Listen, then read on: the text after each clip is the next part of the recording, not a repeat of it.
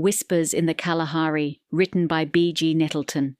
I hope you enjoy this first chapter, read by Beverly Nettleton's avatar and a cast of characters. Maun, Botswana, 1989.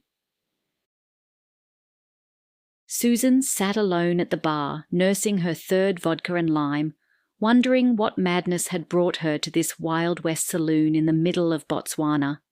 It wasn't because she'd seen the writing on the wall at her dreary copywriting job in Johannesburg when James had mentioned there was a position going here.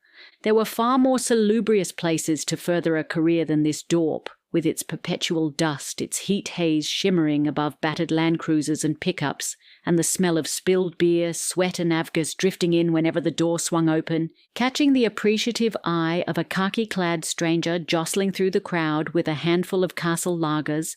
She sent him a sultry look as she adjusted her cleavage. He wasn't bad-looking, mid-30s perhaps, a little older than herself, dressed in the ubiquitous bush gear that failed to distinguish hunters from safari guides, or the pilots servicing the safari boom, shuttling tourists between camps in the flooded Okavango Delta like a taxi service. She watched him dispense his alcoholic burden. Sweat darkened the cloth between his shoulder blades. 2 days' stubble, floppy, dirty blonde hair. Funny how she was always attracted to the same type. She ought to have learned by now. Susan? She swung around, disappointed. Hunter Dude had looked as though he was heading her way, but someone else had cut in. James. Of course she'd known she'd bump into her cousin within a day of arriving, but his timing was less than perfect. What a surprise. What are you doing here, Susan? You should have let Verity and me know you were coming. Oh, I'm not visiting. I'm here for good. Susan curved her lips into a secretive smile, not just for James's benefit, for she could still see Hunter Dude from the corner of her eye. And he definitely had his eye on her too. The job on the Okavango Observer you told me about. She clarified at James's questioning look. I was already sick of life in the big smoke, and when you mentioned the reporter's job, I acted on a wing and a prayer and decided to come home.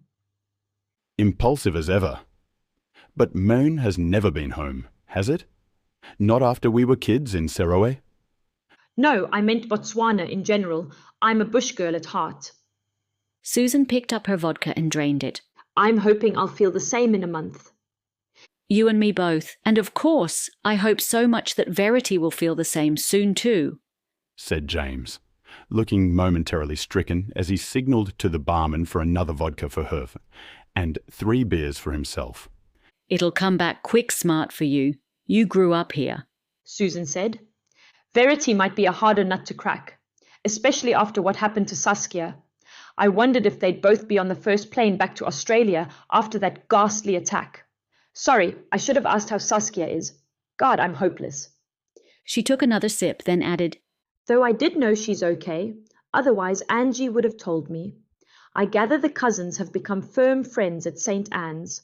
Of all the coincidences, who'd have thought? And who'd have thought you were old enough to have a 15-year-old daughter at all, much less one going to the same boarding school as Saskia? James looked about to say more when a shout from the back of the bar pulled his attention away. Sorry, Susan. I've got to get these to the thirsty throng. You okay on your own for now? Waiting for someone? Susan smiled. Always waiting, she said, dressing up the painful truth with a flippant laugh. Like maybe Hunter Dude next, she thought, as James disappeared into the crowd. But Hunter Dude had vanished into the jostling mass, so her gaze roamed over what other possibilities this frontier saloon might yield.